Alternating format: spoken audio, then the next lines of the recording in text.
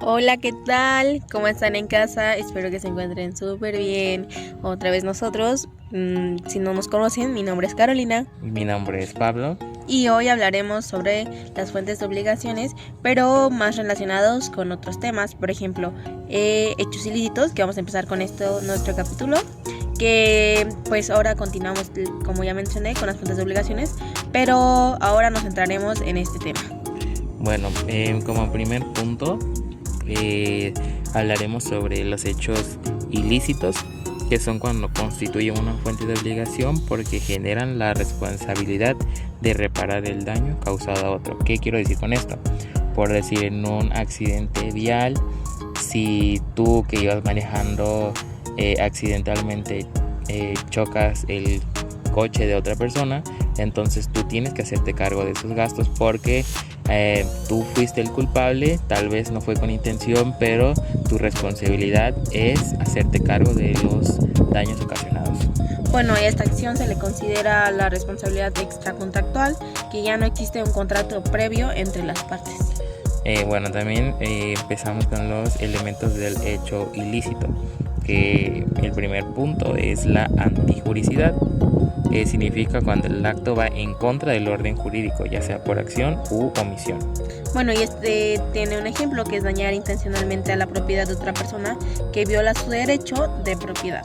Aquí también puede existir el dolo porque cuando hay una intención de dañar o culpa, hay negligencia o imprudencia.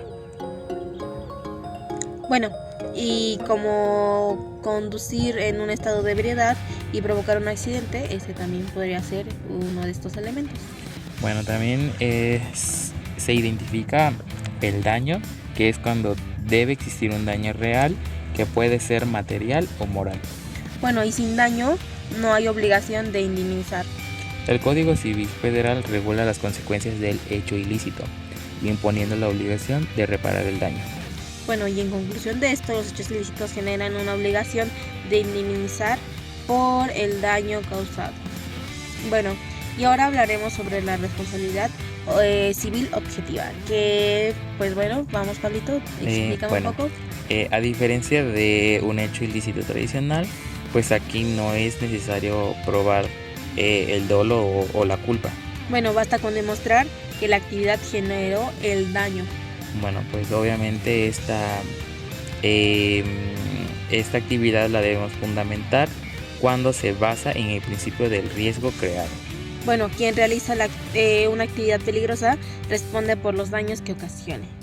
Bueno, esto está regulado en los artículos 1913, 1914 y 1915 del Código Civil Federal. Y bueno, ahorita les voy a establecer unos ejemplos, que es cuando haces el uso de maquinaria pesada o peligrosa, sustancias inflamables, conducción de vehículos pero como de alto riesgo y alta velocidad, y los dueños de animales que causan daños. Por decir también, si un perro muerde a alguien, entonces el dueño de ese perro debe pagar los gastos médicos para la persona que recibió el daño. Sí, claro. Y también existe la indemnización, que es en este caso de muerte o incapacidad. La reparación se calcula conforme a la Ley Federal del Trabajo. También se toma como base la unidad de medida y actualización. Esta figura favorece a la víctima. Esto quiere decir que pues esta debe comprobar negligencia.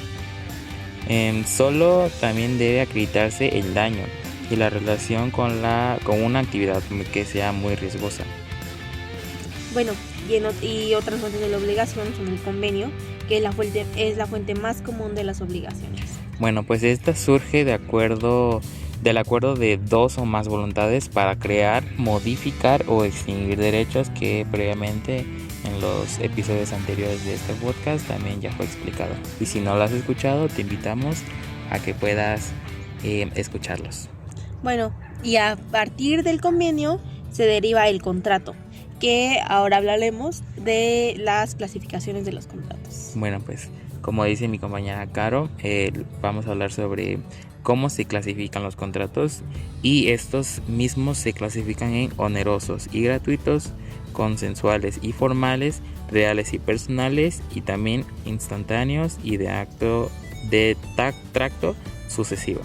Por ejemplo, comprar un refresco es un contrato consensual, honoroso e instantáneo.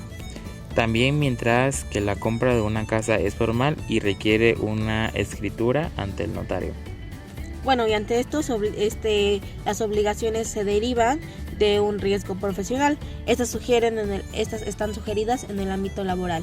En el artículo 1935 y 1937 del Código Civil se encuentran regulados dichos riesgos en el ámbito laboral. Bueno, el patrón responde por accidentes o enfermedades profesionales. Al igual que pues también puede eximirse si demuestra que el trabajador actuó con mero dolo. Bueno, y a partir de esto surgen las soluciones judiciales o administrativas, que es cuando una autoridad dicta sentencia o resolución, puede generar una obligación. Por ejemplo, condenar el pago de una cantidad de dinero. O imponer la inhabitabilidad para ejercer un cargo público. Bueno, pues también en conclusión, las fuentes son muy diversas.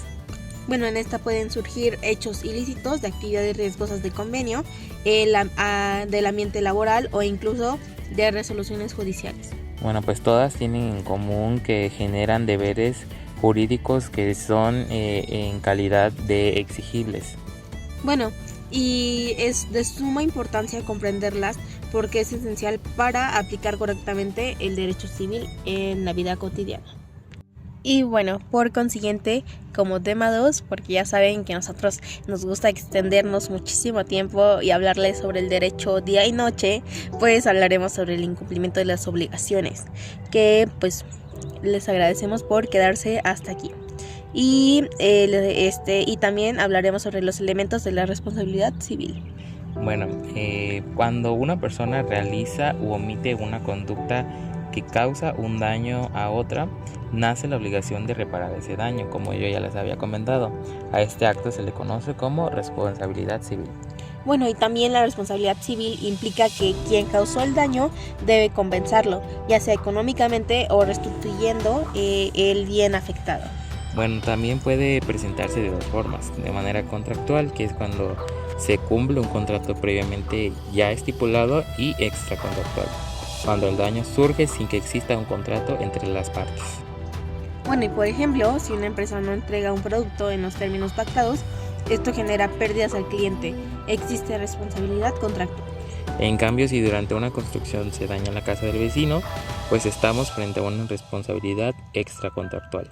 Bueno, para que exista la responsabilidad civil debe concurrir ciertos elementos: un daño, una conducta antijurídica, un vínculo causal entre la conducta y el daño, y en muchos casos culpa o dolo. Bueno, también me gustaría como que señalar que la reparación del daño en materia civil es independientemente de la reparación que pueda ordenarse en un proceso penal. Bueno, y a partir de esto, cuando una obligación no se cumple, el acreedor puede ejercer diversas acciones legales. Pues también entre ellas encontramos el cumplimiento específico, que básicamente busca obligar al deudor a cumplir exactamente lo pactado. Bueno, y a partir de esto también está la indemnización por daños y perjuicios, que compensa las pérdidas económicas, en su caso los daños morales ocasionados. También otra acción es la rescisión, que permite dar por terminado el contrato cuando el incumplimiento hace posible su continuación. Además de esto, existe la acción de ejecución forzosa, mediante la cual un juez puede ordenar el cumplimiento de la obligación.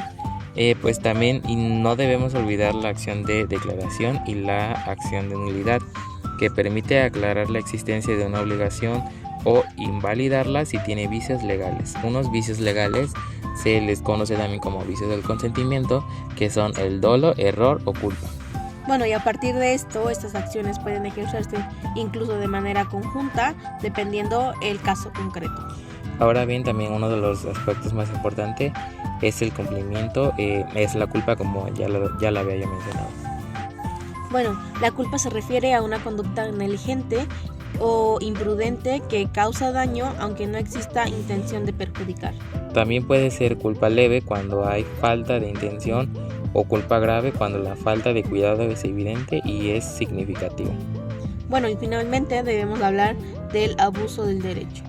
Bueno, el abuso del derecho es cuando ocurre cuando una persona ejerce un derecho reconocido por la ley, pero lo hace de manera excesiva, desproporcionada y con la intención de causar cierto daño. Y bueno, aunque formalmente parezca legal, el ejercicio abusivo de un derecho puede generar la obligación de indemnizar. Bueno, en conclusión, el cumplimiento de las obligaciones pues no solamente rompe el equilibrio entre las partes, que es sujeto activo y pasivo, sino que también activa mecanismos legales para poder reparar el daño en caso de y así poder restablecer la justicia.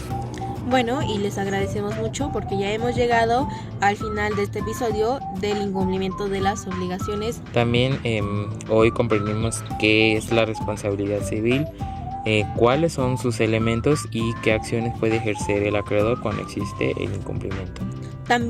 Y también aparte de esto, analizamos la importancia de la culpa y el abuso del derecho en la determinación en responsabilidades. Recordemos que cumplir nuestras obligaciones no solo es un deber jurídico, sino que también es un principio de buena fe y convivencia social.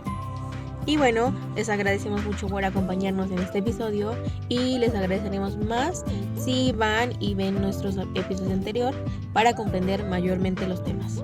Hasta luego. Hasta la próxima.